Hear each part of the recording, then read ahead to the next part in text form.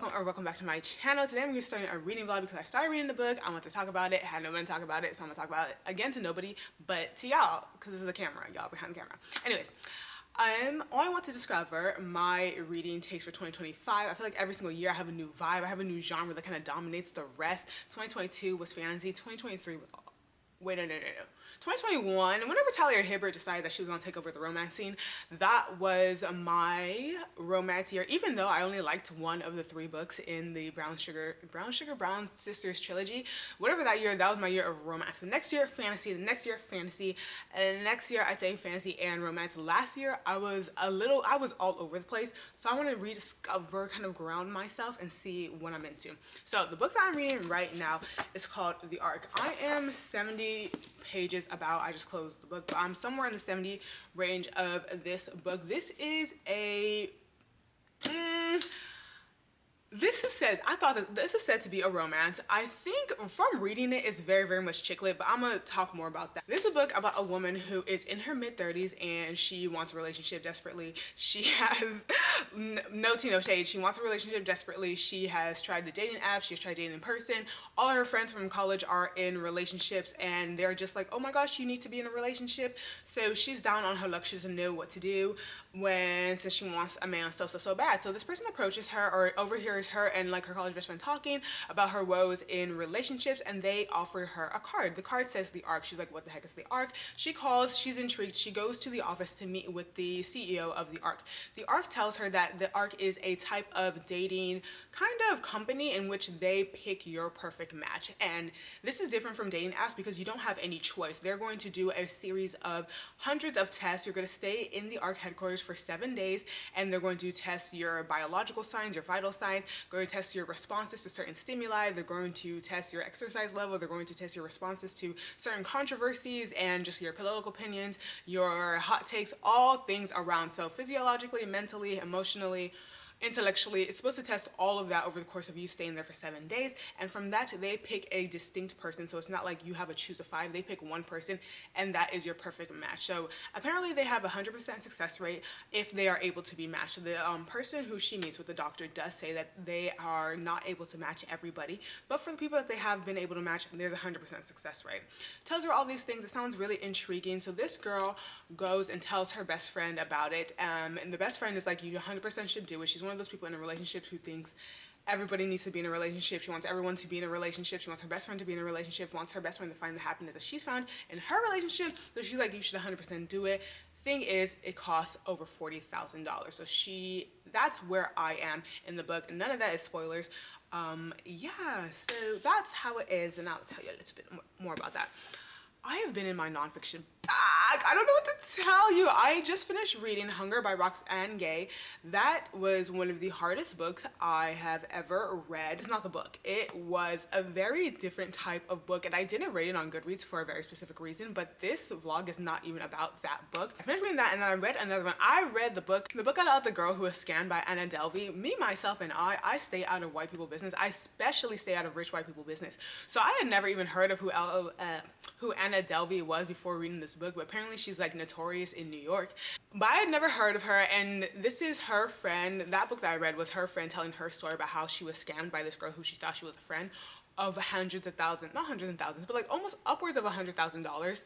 Just finished reading that book, and now I'm moving on to Pain Hustlers, Crime and Punishment at an Opioid Startup by Evan Hughes. I'm really interested in where the corporates and where the actual medical needs for pharmaceuticals, how that has been clashing, it seems like, in recent years, especially as we see in the Western world, especially after the whole scandal, or the whole scandal with the man who is kind of like the CEO of the leading maker of insulin, and how he upcharged 1,000% on insulin, leading to like many people not being able to buy insulin, insurance fraud, all kinds of things. So it's very interesting to me the way capitalism has created this industry of big pharma when pharmaceuticals are very much necessary and essential in medicine and essential to a society, but the way they're essential in the Western world and in the world as a whole right now is very predatory. This is about crime and punishment at an opioid startup. I didn't even know you could have a pharmaceutical startup because it's not regulated. If you're a startup, you're not a hospital that has like the same regulations as FDA. So this book is about basically a man who created an opioid or somehow found himself being in possession, he's a scientist, being in possession of the mechanisms needed to create opioids, or to create a kind of pharmaceutical that is targeted towards people who are in chronic pain. In order to try to capitalize off of his invention, capitalize off of the market, he begins an opioid startup. Because of that, and because startups in the healthcare field are always part of controversies, like if you're on YouTube, you know, Better Health every single 5 days has like a controversy. Allegedly, he creates a startup, and in order to have certain things like pharmaceuticals distributed or be able to be distributed outside of like a hospital setting, you need to have doctors, you need to have board certifications, you need to have all of these things in order for it to be recognized and not be kind of like illegal drug pushing. They do that illegally, and with people who may or may not be doctors, things of that nature, and how that all comes to the end of this opioid startup. I'm really interested in this because not the commercialization, but capitalization of the medical field, especially when it comes to like all of those apps that like TikTok is always pushing that says like, oh, we can diagnose you and send you this pill within 5 minutes, or like Better Health allegedly, or all of these other ways that we are commercialized. It seems like on the surface a way to create accessibility to kind of care outside of a hospital setting, and outside of like people who don't have insurance, and outside of all of the kind of gridlocks we have against healthcare in the United States and healthcare in the Western world that are not apparent in other countries, but also it's extremely predatory and leads to things like this. So I want to see, that was a very loud sound. I want to see if this is, you know, if this is what I'm reading this year, or I actually just want to read it, I don't know. This is a book that I got in Ireland. This is a book I got in Ireland, and it was a blind date with a book. I opened it, and at the time I read it, I was like, this is not something I want to read. This is just not my taste. And a blind date with a book obviously has a description on the outside, and the description intrigued me in a way that this did not intrigue me, but right now it's so intriguing. So basically it's about a man. He's appointed the superintendent of an asylum, and he wants to renovate it and kind of make it something that is not the typical mental health asylums. This takes place in 1959, so very much a rundown place, very much not the best living conditions for the people who are in this asylum. So he wants to change it. So the person who steps up is actually a patient, steps up to help him change it, help him do the renovations, is actually a patient at the asylum. So they become very, very close, and the doctor, who is a superintendent, introduces this person who's doing all these renovations to his wife, and then his wife and the mental health patient start having an affair, unbeknownst to him, until it is beknownst to him. And that is what this book is about. Doesn't that sound so interesting? I don't know what I was on that made me not want to read this. I think it was because I was also reading this book called Health Communism. This also seems to be a reading vlog where I review other books that I've read recently. Health Communism. That book discusses a lot about the origins of the terms mental hospital, mental illness, the terms asylums, and how those things came to be, and how they're very much linked to whether or not someone's able to contribute to a capitalist society. So that was a very interesting read. So I think that may have put me off, because I was just like, oh, I'm so anti-asylums, anti-mental health, like hospitals, they're just like glorified jails, which, yeah. But yeah, this is fiction. So I'm very interested in reading this. So we have alleged romance. We have a nonfiction about Big Pharma. We have I'm thinking it's called Asylum. It looks very much a thriller. We have a horror thriller. And then we have I'm Not So Over You by Kosoko Jackson. If anyone mentions how many TBRs this book has been on in the past, you have every right to, because I think this book has been on no less than 5 TBRs. I love one book by Kosoko Jackson. I don't remember what it is. It either is, I'm getting him confused with another book. He's the one who made the book about the black boy who travels back in time, or he made the book about the black boy who was haunted by the school shooter at his current school. He wrote one of those books, and I love both of those books, so either one that he wrote was great. But then I read another book by Kosoko Jackson, and I was like, this is a 3-star at best. So I'm gonna read this one. This is basically about a couple who recently broke up, and then one of the boy who did the broken up, so the guy who who said he was breaking up with his boyfriend, he did not tell his family. His family loves his ex-boyfriend. They expect him for the holidays. So he ends up, after breaking up with this boy, going back and asking like, hey, do you mind fake dating me again? Because, you know, familiar expectations and things of that nature. So that's what this is about. It's a young adult romance, and I think this is very different from everything else that I'm reading. And I also have not read a young adult romance in a long time, so I kind of want to see what this is talking about. Kosoko Jackson has written a great book that I love extremely, and a book that I don't really care for, or like you can give and take it. So I kind of want to see what this one is. And also, this book is like a good length for a romance book. I think 350 pages is the prime for a romance book. This book is 353. Perfect. So now let's talk about the arc. I'm already 7 pages in, and like I said, I thought it was going to be a romance. This is a book that I got without even knowing anything before. I'm pretty sure I just walked into the store, saw it had a cute cover, read the back, really liked it. I need us as a people, as a group, as a bookturnette to decide where we want the deviations between chick lit, women's fiction, and romance to be. And all three are very much not interchangeable. Women's fiction and chick lit may be interchangeable. I think probably they are very much interchangeable, especially now. I don't think people use a lot of the word chick lit to define a genre. So women's fiction and romance. This very much reads like women's fiction to me because of the main character. And the main character is the main character of every single romance book that I read. Or no, not every single. I've read some good romance books last year. Almost 50% of the romance books that I read within the last 2 years after the whole, like I said, when Talia Hibbert, Helen Kwong, who else are some of my famous romance writers? Bolu Babalola. Ever since that year, I feel like from 2023 and 2024, romance has taken a downward, just has a very downward trend, and I think it's because of the main characters that we find in a lot of romance books. Emily Henry is the only person who's able to write this main character, and I don't extremely detest the main character or the book because of that, even though I think I gave her last 2 books 2 stars. All that to be said is basically, woman has everything going in her life except she doesn't have a man. Core. That's all this book is, and that's all so many romances I have been reading are, and it's just so hard to care about this character or be invested in this character or be invested in the potential romance because the character is so insufferable. I don't know if there's another way to write this character because I understand that this is a book that authors want to write. They want to write a woman who is successful, has everything she wants, has a great family life, has great friends, has a great career, has hobbies, is doing things to fulfill her, seems to have happiness, everything but her life seems to be absolutely meaningless without a man. I think if y'all want to write that character so badly, feel free, but I feel like there must be a way to do it without making the character absolutely insufferable and making the book just so absolutely insufferable that I cannot imagine ever being invested in this romance. Because now I'm 70 pages in and I'm pretty much at the point where I told you in the synopsis. So she's still kind of teetering on whether or not she wants to spend the $40,000 to go away to this place for 7 days and find her perfect match. Because of the way the book goes, and the book is called The Arc, we know that she eventually does it. And from being with this character, her name is Ursula, being in Ursula's head for these 70 pages, I cannot see myself ever rooting for this romance. She is just so down on herself despite the fact that she has so much going for her. I don't know, I may be overstating the necessity of romance in this character's life that the author wants to portray, but everything that's going with her, she does not read like a person who would be this down bad about not having a partner if the person that the author has written her was true. Does that make any sense?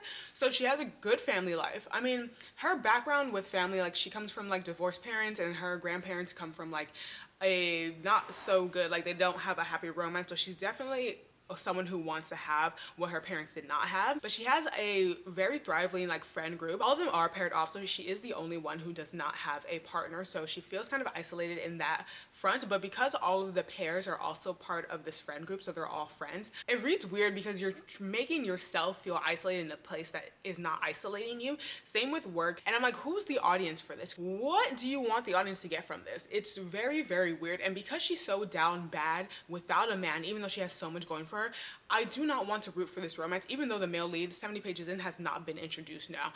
Even if she does find her perfect match through this this psychological app or psychological experiment that she's doing, how am I supposed to root for that romance when she's putting all of her self-worth, all of her happiness in the potential of this man? All that to say, because of the characterization of this main girl, it makes me not want to root for a romance that has not even been introduced. So that's where I'm at with this book. I will come back with my next update. Which will probably be tomorrow morning. It is the end of the day, or it's about to be the end of my work day, and I need to go grocery shopping. Why am I saying this? Yeah, probably tomorrow morning.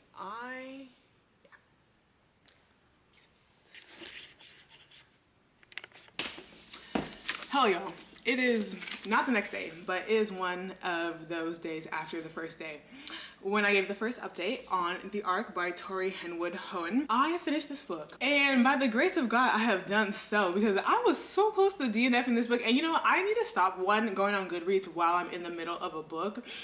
Or actually, no, I'm not gonna stop that, because I feel like that has saved me from many a bad book. Because I feel like it wasn't bad enough to DNF it, I just was not enjoying it. So I was like, okay, like, just keep reading it, so at least you know what happened. Where I left y'all was, this girl was contemplating whether or not she wants to drop $45,000 in order to find a match. And from that time, she did that, dropped $45,000 and went through the whole experience. And then we are introduced to Raphael, and he is the main male lead. So about 1/3 of the way through the book is when we finally get the perspective of the main male lead. And he is obviously on the other side of the arc, so he is dropping the same amount of money. He is going through the experience, and he is the one who is matched. After that point, this is when their romance ensued. They know that they're supposed to be a perfect match because they believe in the arc. They dropped $50K in order to be a part of the arc, and now they have been blessed or like matched with their soulmate, and it's supposed to be perfect. So they're kind of overthinking every single interaction, and if it's not perfect, then it's detrimental. If it isn't detrimental, for something small, then you know the whole world's falling apart. And if everything that does happen that is like a match or just makes them kind of like synchronize, they overcommit it or over assign it to the arc and the arc system. They're just putting too much emphasis into little things and making that affirmation that this system that they paid $45,000 to go in works. So they both like both cats and dogs, and you just see the background, or you see like their perspective on the little interactions like that one, and they're just like, wow, the arc really knows what they're doing. Wow, they really match this perfectly. And it's like, there are 50-11 people in this world who like both cats and dogs. Like, I personally like neither, but if I also find someone who likes neither, I'm not gonna be like, wow, like this was meant to be. Just really inconsequential things. So then when things that are consequential come up, it's like, oh my gosh, did we get something wrong? How did you answer this on the questionnaire? The author wants to throw stones, I think, at like the matchmaking process of it, while encouraging this romance within this process. So they are trying to find out whether or not they believe in what the arc did, because things are going smoothly, but every time something does not go smoothly, they start to question the whole system, they start to question their whole relationship.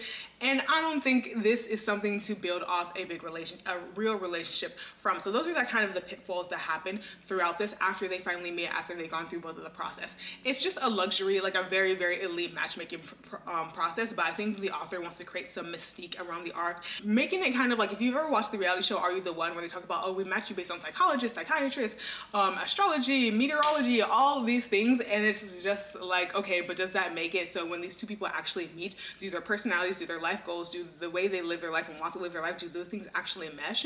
That's what they're finding out here. All of that to say, I finished the book. It was indeed a romance. At the beginning, I didn't know whether it was going to be, because you know, a tenet of romance is that there's a happily ever after. That's not a spoiler. A romance book, if something's categorized as a romance, it has to have a happily ever after. Otherwise, it can fit into any of the other categories and just have a romance subplot. No tears, no shade to Tori, the author. This book, the main female character wrote like how a man thinks women write women, and the main male character wrote like he was written by a man. So very much just, she was very much a not like other girl, and very much prided herself in being a not like other girl, which is fine, but her whole personality was the contrary to other things, like, oh, I don't do this, I do this, I don't do this, I do this, as opposed to if you just do this, regardless of what the anti is, if that makes sense. So she was definitely a not like other girl grown up. And then Raphael was a less cliche character, but also had some points where I was just like, there's just one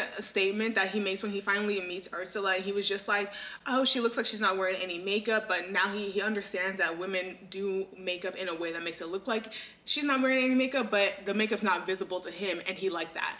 And I was like, okay, are you making a statement that like, oh, Raphael, he's been around enough women to know that women put on makeup that men cannot detect whether or not they're wearing makeup, but also you're still making the point where like, oh, he's one of those men who doesn't like women that wear makeup. I'm like, what stance are you trying to make for this character? It's very much white feminism TM, because that's Ursula's character, and like no tea, no shade to like what she like believes in, and like she's really, as she's going and grappling with this relationship, grappling with like her and her career, how she works for a lot of these high profile men who are not actually feminists, but kind of like feminist TM, like they, you know, they are very afraid of like, you know, being next to women, standing next to women because of the whole Me Too movement. But it's more of just like wanting to meet a certain criteria so that they are not deemed anti-feminist, or they're not deemed anti-women, but also not really believing it. It's just really like a diversity quotient they're trying to fit into. So that's really what she's grappling with, like being a part of that system. One thing I will give the author and what she did with Ursula, like Ursula had a personality. Her personality was just very annoying. Raphael did not give anything that made me ever want to be in his head, want to be in his perspective. I don't know, I think I'm gonna give this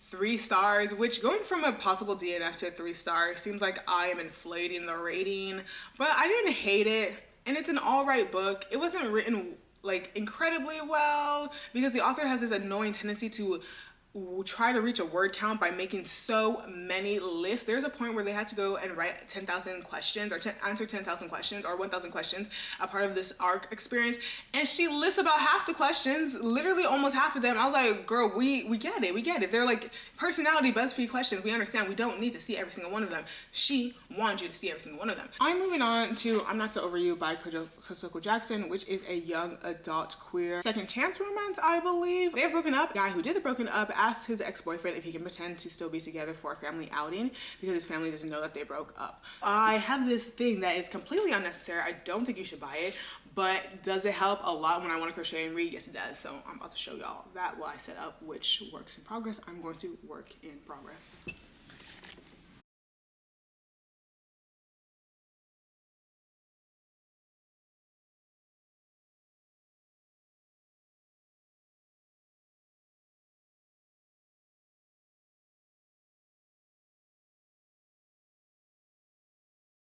I love how it looks like I'm literally just in a closet, like I'm just sitting inside a closet, which I am low-key, high-key, because it's a bedroom, but a bedroom that I turned to a closet. It's not an office, but it's not the office like my purple room. It's my office that I use for like the job that actually like pays my bills. I'm not just in a closet. Nothing wrong if I was though. And anyways, I'm also wearing my black graduation sweater. It says Black Grad on it. I haven't worn it in a while, and I forgot how hotepy it is. Like there's literally an ankh on the back. Be that as it may, I am halfway through.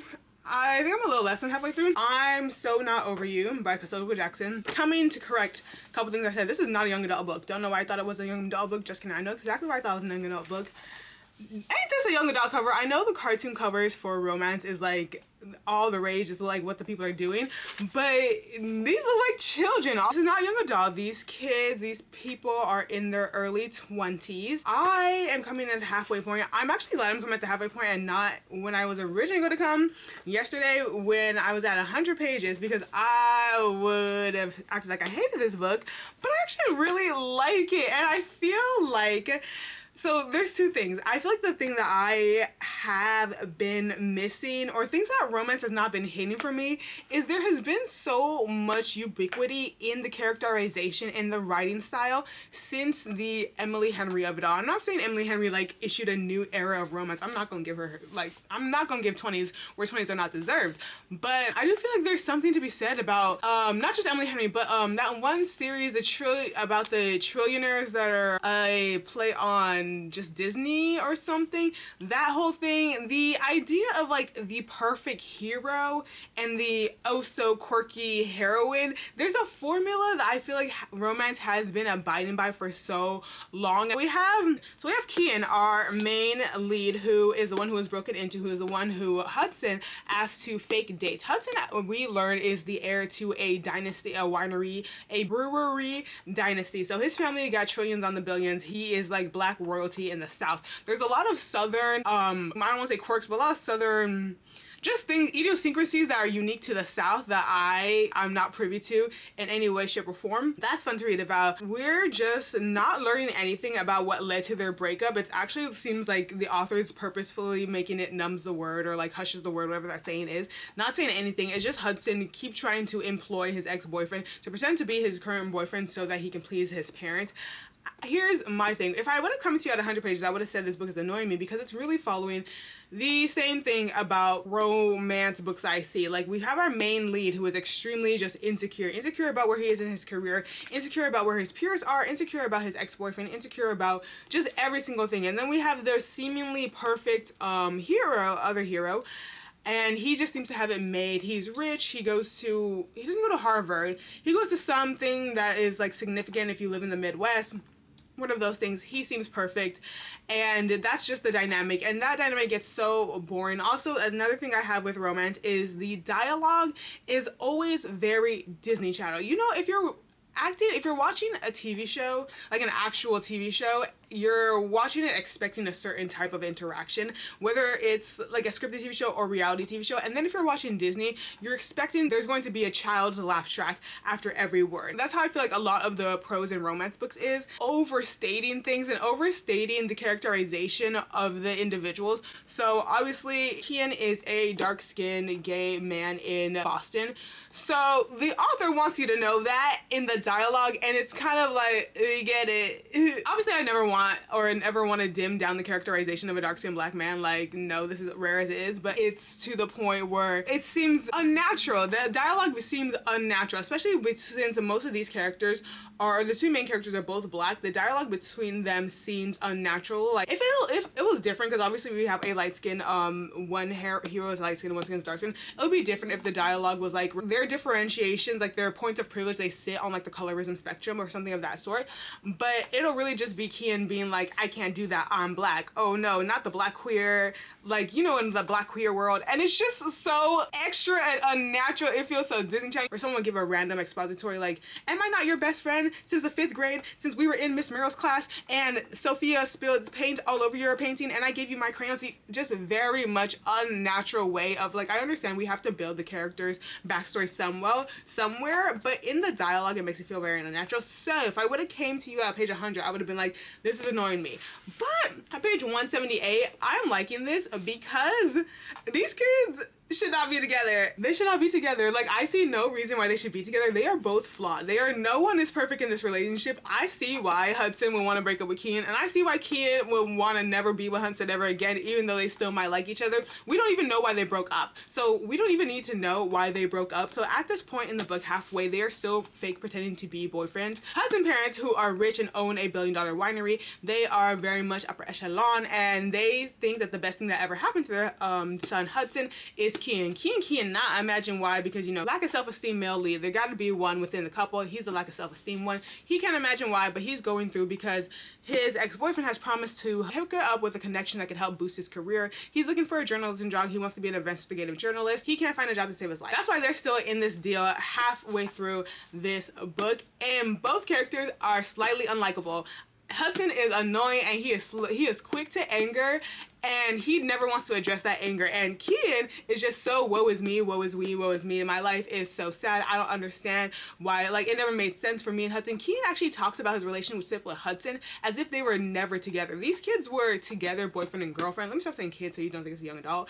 But these two men were together for, I think, about 2 years, and they make a point to say in gay years, it was 4 years. But they were together for 2 years. Kian talks about Hudson as if the sun shines out of this man's mouth. Like, everything about him is perfection. Like, he was able to touch the sun for 5 seconds. He doesn't speak about him like they were in a serious relationship for 2 years, where he got to know Kian as more than just this idealistic picture that he and his family paints to the world. Kian doesn't speak about Hudson that way. He still very much is in this place where, like, even in the relationship, you can see that Kian kept, like, a distance between them because of, like, their backgrounds. Like, Kian has a very, like, regular middle class background. Hudson, obviously a billionaire family, legacy in Atlanta. It's very interesting to read because you can see that, like, that must have been part of what led Hudson to eventually break up with Kian. But also, Hudson is annoying as heck. Hudson even asking Kian for this favor, talk to your mom and dad. But you can see that Hudson also has some, like, insecurities that are, like, more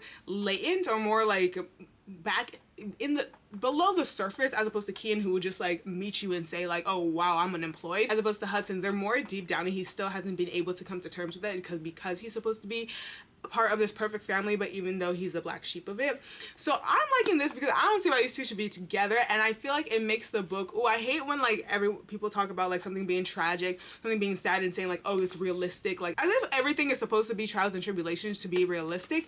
But this seems realistic because no one's perfect in this relationship. I feel like romance books always want a perfect character, and even if they're not perfect, the way they're flawed is flawed to perfection, if you know what I mean. So I'm liking that. It's very different from the romance books I've been reading reading it as of late, and that's good. Y'all, one thing's for certain, two things for sure. I will not let this book gaslight me. In the name of all that is mighty, I will not let this book gaslight me. Read for me, read with me for a second. The back of the book. Synopsis. It's been months since aspiring journalist Kian Andrews has heard from his ex-boyfriend Hudson Rivers. Ex-boyfriend. These people have dated. This is supposed to be a second chance romance. These people have dated for 2 years before, and as they say, I think numerous times in this book, in gay years, that's 4 years. Yet, we don't know why they broke up. We also don't feel like they have ever broken up. Not that they are acting like they are together, but they are acting like they are trying to reconcile not reconcile new feelings or reconcile a new status of their relationship without the fact that they were probably previously together for 2 years. Even when Kian talks about Hudson, this boy, Kian, the one who did not do the breaking up. Hudson broke up with Kian. Kian is acting like him and Hudson were never intimately involved in any way. I mean, sexually, emotionally, like he is learning Hudson anew. Like they have never been together as you would expect people who were together for years in their adult life. It's not like they were years together in high school. They were years together in their 20s.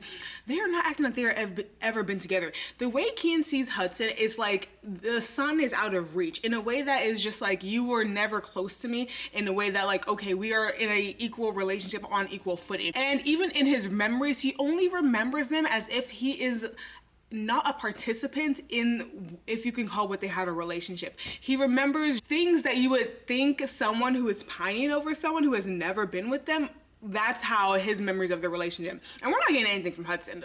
Because this is only one's perspective, we're only getting Hudson's interaction with the reader from Kian's perspective. So he is also acting like they were never together. Hudson gives this whole speech, like this is a second term romance, so this is not a spoiler. He gives this whole speech about how the type of relationship he wants them to have. He wants to be the boyfriends that the people think are always having a deep conversation. He wants to be the boyfriends that people see on social media and don't know anything that's going on with them, but also envy them. He wants to be this type of boyfriends, and it's like, y'all were together for 2 years. Were you not those type of boyfriends before?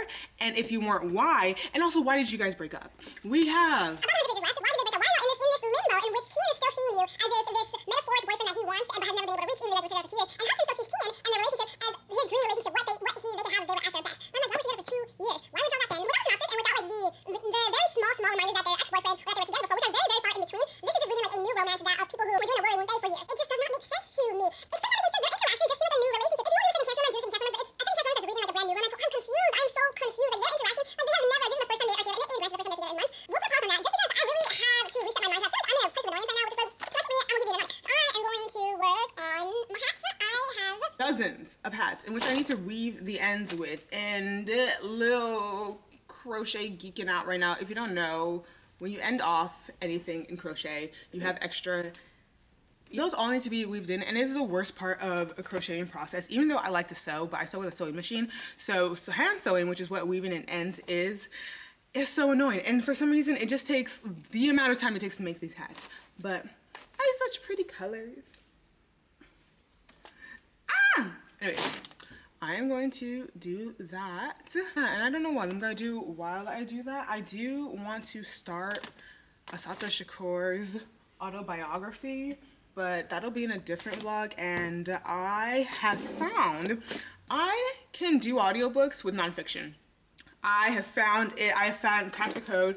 I can do audiobooks if it's nonfiction, because then it just reads like a textbook, and I would rather someone read a textbook to me than me read a textbook. As opposed to fiction books, I don't want to hear your voice. Like, if your voice is not the voice that I imagine, don't talk to me. But with audiobooks, I find that I can read it, so I think I might see if Libby has Asata Shakur's I think her memoir or her autobiography on audio, and if it does, and if they do, I would love to listen to it. I have a question to pose to the people, to y'all, to you guys, the people. Is the author of your favorite book also your favorite author? My favorite author is Dr. Nnedi Okorafor. She has had my favorite book in many a year. I think 2022 Remote Control, and 2023 was Noor, if not push that back a year. So she's had my favorite book in many a year. So she's had like the most 5 stars from me. That's why she's my favorite author. My favorite book right now is The Space Between Worlds by Micaiah Johnson. I've only read one Micaiah Johnson book, and even though it's my favorite book, she's not my favorite author, right? But Consuelo Jackson was an author I would say is my favorite author because I loved Yesterday's History so much. But I've since read 2 books. I just finished this book and another book which I think I unhauled because I cannot find it for the life of me. And this book annoyed the crap out of me. It's interesting because my reading experience of this book was not bad. Like, I enjoyed reading it, and I think I enjoyed reading it. It became nonsensical the way I enjoyed reading it. It wasn't because I was like for the love of the game. It was really just, I don't know. I was enjoying like finding the plot holes, finding the missteps, finding 11 reasons why these people should not be together. Y'all. And let me start with the crux. This is the second chance romance. Chance number two, we have no idea why they broke up in the first place. We have no idea from beginning to end. This is not a spoiler because we don't get it, so there's nothing to spoil. We never understand why they broke up in the first place. That's one. Two, I said in my last update, these characters do not act like they were in a 1.5-year relationship. They do not act like they have ever been together. They act like they've been pining over each other for years. There's been miscommunication. There's been circumstances in which they could not be together. They do not act like they have ever been together, which makes every single scene you're reading about, like, you don't, if I was reading about this book and this was not a second chance romance and this was the first time these people are getting together, first time they're getting to know each other, it would make so much more sense. But without that not being the case, this being a second chance romance, sense gone, made absolutely no sense. And then, I'm so sorry, I don't know who published this book, a Jove book, but there is literally a part in this book that contradicts the entire timeline. There is a part in this book where one of the characters says when they first met the other main lead, so Kian says when he first met Hudson, and it contradicts the whole thing about them being together for 1.5 years. And I had to go back in the beginning of this book. I was like, I'm not tripping. This is a second chance romance. Like, these kids were, I keep calling them kids, these people were together for 1.5 years, and they were. Did this not go through an editing process, a publishing process? They give a date for how long they've been together as well as how long they've been broken up. So 6 months. They were together for 1.5 years, broken up for 6 months. 2 years. And then they have a part where it just completely contradicts that whole timeline. So I'm like, I feel like I'm not gonna put words or anything into Kosako Jackson's mouth. I feel like this book was intended to be just a regular, not a meet cute, but a regular like fake dating relationship type book, because that is what it ends up being. Like, the ex asks his ex-boyfriend to pretend to still be together. I think it was meant to be just a regular fake dating. And then somewhere along the lines, someone, an editor, a publisher, a friend, a confidant said like, why don't you make them exes? And he just said like, fine. Did that for like 1 or 2 pages and then just kept the rest of the story. So it's not fluid at all. We never get why they broke up in the first place. And it makes them, all they're trying to reconcile, pointless. It makes it pointless because I don't even know if you guys are reconciling and getting over the original hurdles that led to your breakup. I don't even know what those original hurdles are. You guys interact like you guys never were together the 1.5 years you were together. Everything's brand new. It is so, there'll be random tidbits. It seems like an afterthought, like we are at the final draft and then like, oh wow, this is supposed to be a second chance romance. Add in like, oh, 1 year ago, add in a random timeline. And I was not rooting for these characters to get back together at all. It just did not make any sense because I don't know if y'all even reconcile the problems that made you guys break up, because the problems in this book now are all new problems. All new problems. So y'all haven't even addressed why you broke up in the first place. It don't make sense. But also, this book wants you to feel hard that these characters are Gen Z. They say Generation Z more times than any other word other than like a conjunction in this book. Generation Z, millennial, Generation Z, like a Gen Z, like a Generation Z, me and my fellow Generation Z, and I'm like, we get it. We get it. You're young, the youth, we get it. That's part of what made it funny, because you can really tell it was someone really trying to convey that this is Gen Z, so the decisions, the outlook they have on like the job market, on relationships, is coming from Gen Z. But it was a bit OD. It was a bit OD. It wasn't unenjoyable, but it wasn't enjoyable for the intention it was supposed to be enjoyable. I didn't enjoy the story. I enjoyed the plot holes. I enjoyed how this didn't make any sense. I enjoyed, maybe this whole thing is like a euphemism for Gen Z relationships now. Maybe that's the whole thing, where like, it's part of a bigger story that we're supposed to make our own ending, but that did not come across. It's very much a 2-star book. A 2.5-star book. The book that I'm in the middle of right now is Pain Hustlers, which is I have no idea where it is. I feel like I might have left it in the car, but I cannot find it.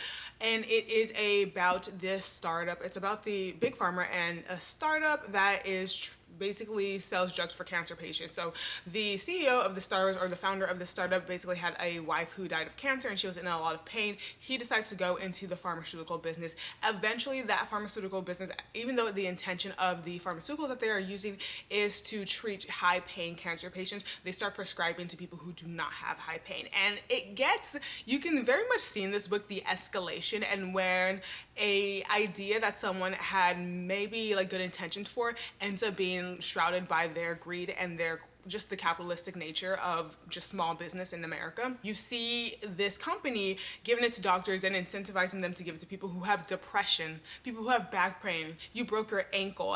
And it's just, you see how the greed of just this corporation and the quest for money and the quest for notoriety in such a big space ends up with people taking their lives, ends up with people, the opioid crisis. And it's very interesting to me just because I see the way, or this book really lays out kind of the internal processes of how this startup started and how it became just this pinnacle of opioid corruption in the United States. And I think it's so interesting, the parallels I can't draw between that and the crack epidemic that kind of ravages Black American neighborhoods and has since the 70s. The way the possessive investment the government has into making an example of people, of corporations, of like entities that are pushing opioids into the streets, as opposed to that of just the crack and the cocaine epidemic. It's very contradictory. The way the tactics are two different tactics, and it's just like, oh, why? And it's obviously because of the clientele. So reading this book, it's like I see how this company is very much like at fault for its role it plays in the opioid crisis, but the government intervention and the tactics that the government uses in order to try to quell this, in order to find this, is very interesting. How these same tactics are not used when certain drugs find their way into Black and brown neighborhoods. Like, we can see the direct line of where these opioids are coming, and we also know the direct line of where the crack and cocaine and all these drugs that are going into Black and brown neighborhoods are coming from, but there's less of an investment for the government to intervene, to make an example of the people who are selling or bringing these drugs into these neighborhoods. But for the opioid crisis, oh, it's high priority number one, baby. I'm someone who really likes documentaries.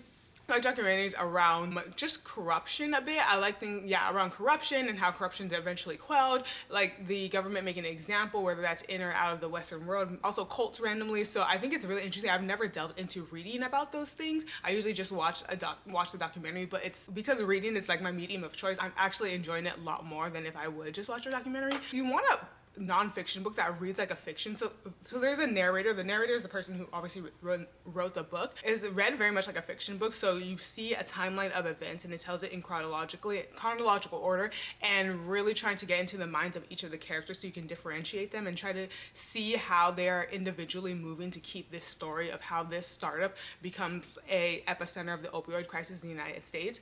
You really see how each of the characters has a hand in doing that. So it reads kind of fiction, but with obviously real world consequences, which is the opioid crisis in the United States.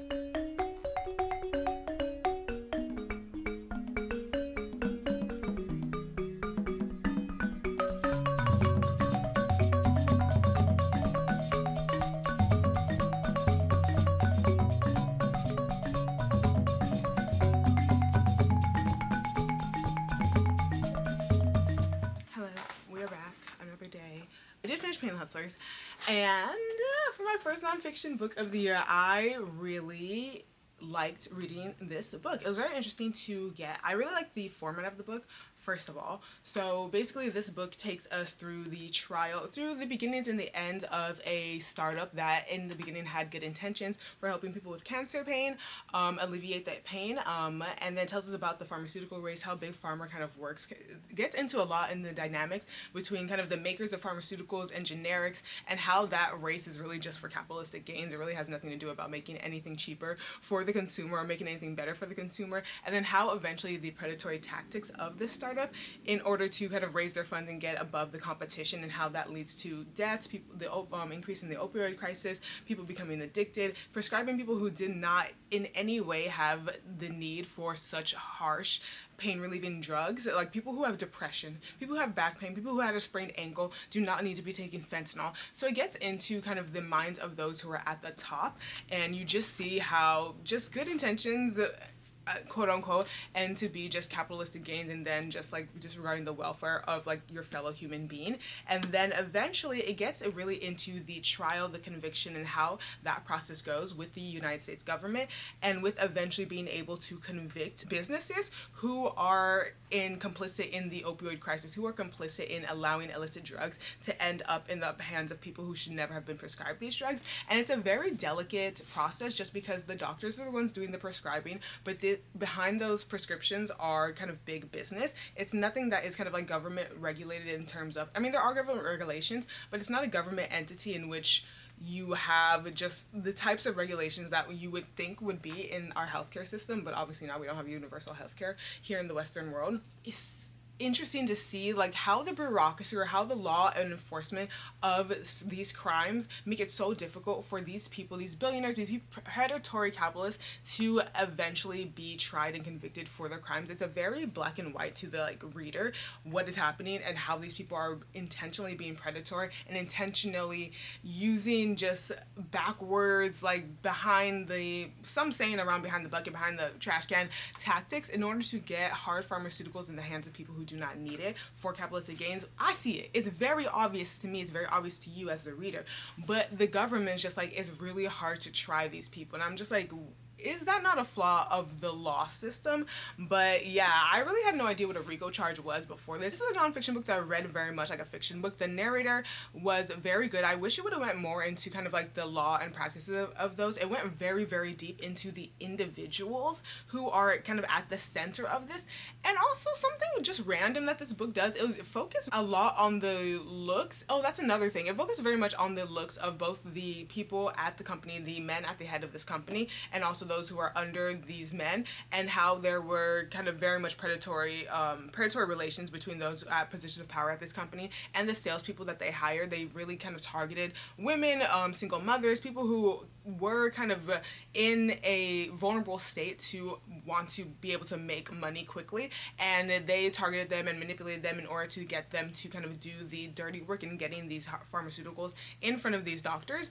So it gets into that, as well as like how much, yeah, the predatory nature of just being of these men in big business, and how women are so vulnerable to these men. But it had a really strong focus, or not focus, but a very random just telling about the physicalities of these people that I felt was probably unnecessary, but I felt like it was a very intentional decision on the author's part. And I know in an obvious way, the way that that was set up for the women and the relations when it did become predatory between kind of the CEO, the CEOs, the founder, and it comes to these women who are being forced, or not forced, who are being manipulated into kind of these tactics to sell these illicit drugs. It wasn't just to show that this was an attractive white man, this is an attractive woman, and this is how like that relationship started off. I feel like there was another meaning, because even those men at the top who did not engage allegedly with all this allegedly engage in, or is it because they're being convicted? I really actually don't know.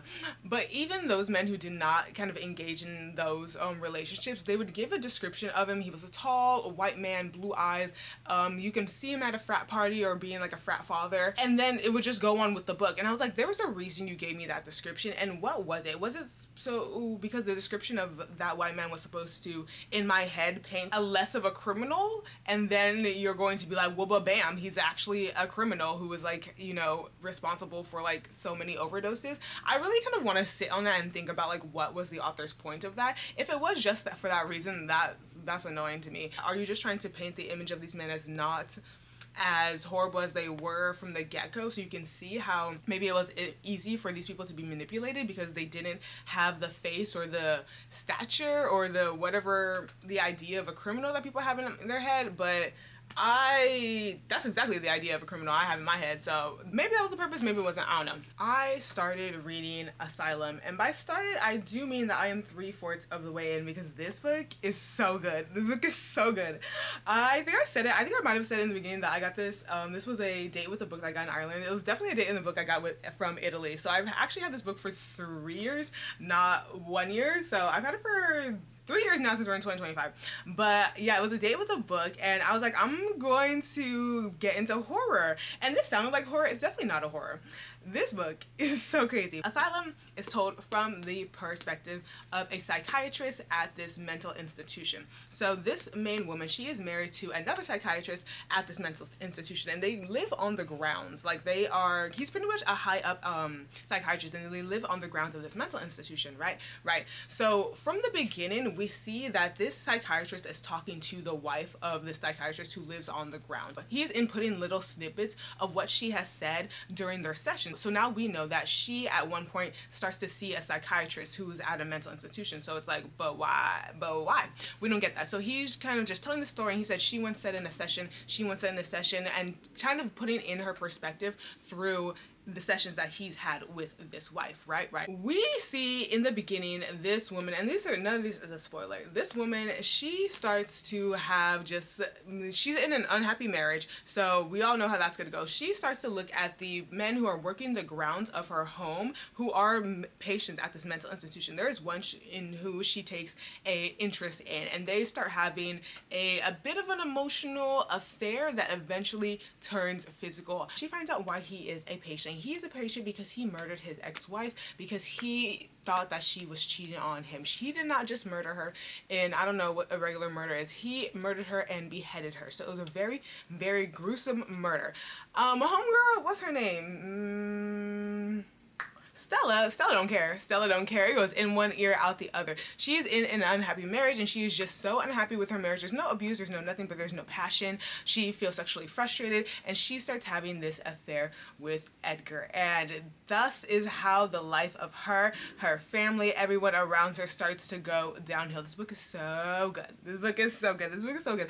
I am enjoying it so much. Stella is the craziest character I have ever read. Have you ever just wanted to shake the living out of a character? I just want to shake her. How a woman could be just so sane and then just so not. Like, she is just not thinking with her full brain, and you can just feel it, and I just want to shake her at every moment. And hearing this from the narrator is so interesting, because obviously the narrator is not with Stella. He's retelling it to the reader as a secondhand retelling from him watching Stella, from him seeing this, from him suspecting that there's something going on, from him knowing the patient, and then from his and Stella's interactions in their appointment. So you're getting a very kind of roundabout, but also a very in-depth viewpoint of this entire story and how it's unfolding, and it is so amazingly good. It is so good. One thing that I've come about starting to think in being 75% of the way through is this psychiatrist narrator an unreliable narrator? He has given nothing to prove that he is an unreliable narrator. He is a psychiatrist. He was Edgar's psychiatrist, the insane man who Stella's having an affair with, and we see that he's Stella's psychiatrist, and he's also really intimately knows the husband of Stella because they were colleagues, and he knows, he's seen all these things, he understands everything that's going on, but something that happened or some way that he's retelling a certain part makes me think, like, not unreliable. Are you biased in some way? Do you have an ulterior motive for even being Stella's patient, or for Stella even being there? Like, something I feel like is going on with this narrator, and I had never questioned this whole time. I was like, this guy is just a psychiatrist who is just seeing life unfold crazy for one of his patients and one of his colleagues' wives. Like, he's just there to retell it. But now I'm like, I feel like in this last 25%, something gonna happen with this narrator, and I am so intrigued and so giddy about it. The next update will probably be the end of this vlog, probably be tomorrow, because I'm going to work a little more, not because it's not the end of the day when I should be off, but because I'm behind work. So I will work some more, and then I will finish this book, and then I will give the last of my updates and end this reading vlog. Hello everyone, I am here to give my final thoughts on Asylum and close out this reading vlog. I finished Asylum this morning. 5 out of 5 stars. This book was so good from the beginning to the end. I was engrossed. I was gripped. Like, the whole premise of an affair, of the wife of a psychiatrist at a mental institution having an affair with one of her husband's patients. That premise was going to set it off from the beginning, but it was so engrossing. The way the narrator was a third party to the situation and told told the story from the perspective of not only the patient being the psychiatrist of the patient, but we also learned in the beginning that he is eventually the psychiatrist of the wife. So we don't know what she does, what happens to make her eventually have to be a patient of the psychiatrist who is the narrator. And also the narrator starts to get a little iffy. Like, you don't know, like, I don't know if he's unreliable. I didn't know if he is just like telling more, if he had a hand into the relationship. But basically, we see her downfall. We see Stella's downfall with her affair with Edgar. And everything about this book was so good. It was so brilliantly told. I adored the prose. Prose of this book and the way it's told is what is that one book? We Are Villains? We Are All Villains. Who are a villain? Who are all villains? I think it's We Are Villains. This book, I don't have it anymore, but I'm gonna put a picture of it. This book is told in the prose of how this book wanted to sound. This book, I feel like, is also allegedly supposed to be a thriller as well. And the prose is very, very pretentious, very haughty, told from a perspective of a outside source to the characters. Some type of hierarchy. The person who is telling the story is meant to sound like they are better than the other characters. They are on some type of hierarchy, some type of totem pole that puts them above these characters, which makes the writing so pretentious. In We Are All Villains, the pretentious writing did nothing to add to the story. It just annoyed the living heck out of me. And this book is done so brilliantly because you see why this psychiatrist puts himself at a position where he's on a hierarchy that's higher than these two people because they are his patients. So even though he probably respects them, and from the prose it does show that he does think himself sane and think them insane. So the pretentiousness of the writing just adds to the way the story is being told, and it's told so well, so brilliantly. 5 out of 5 stars. But I think this was a really good reading vlog. I would say I enjoyed all of these books. Maybe some not for the right reasons, but that's all fine. So thank you guys for watching. I